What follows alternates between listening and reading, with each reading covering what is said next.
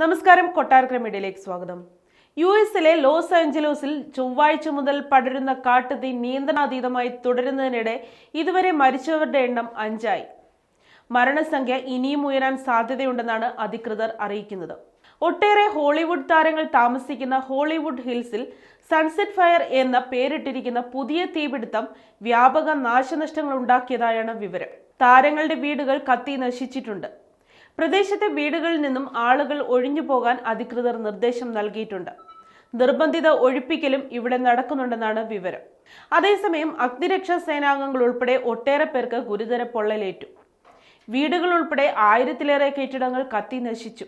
2.2 ലക്ഷം വീടുകളിൽ വൈദ്യുതി നിലച്ചു. നഗരത്തിന്റെ വിവിധ ഭാഗങ്ങളിൽ നിന്ന് 30,000-ലേറെ പേരെ ഒഴിപ്പിച്ചു. ലോസ് ആഞ്ചലോസ് സ്ഥിതി ചെയ്യുന്ന കാലിഫോർണിയ സംസ്ഥാനത്ത് ഗവർണർ ഗാർവിൻ ന്യൂസം അടിയന്തരാവസ്ഥ പ്രഖ്യാപിച്ചു. മഴയില്ലായ്മയും വരണ്ട കാലാവസ്ഥയും ഉണക്കമരങ്ങളുമാണ് തീ പടരാൻ കാരണം. വരണ്ടക്കാറ്റിന് സാധ്യതയുള്ളതിനാൽ സ്ഥിതി രൂക്ഷമാകുമെന്ന് ലോസ് ആഞ്ചലോസ് മേയർ കാരൻ ബാസ് മുന്നറിയിപ്പ് നൽകി. അമൂല്യമായ കലാസൃഷ്ടികൾ സൂക്ഷിച്ചിട്ടുള്ള മ്യൂസിയമായ ഗെറ്റി വില്ലയ്ക്ക് സമീപം മരങ്ങൾ കത്തി വീണു.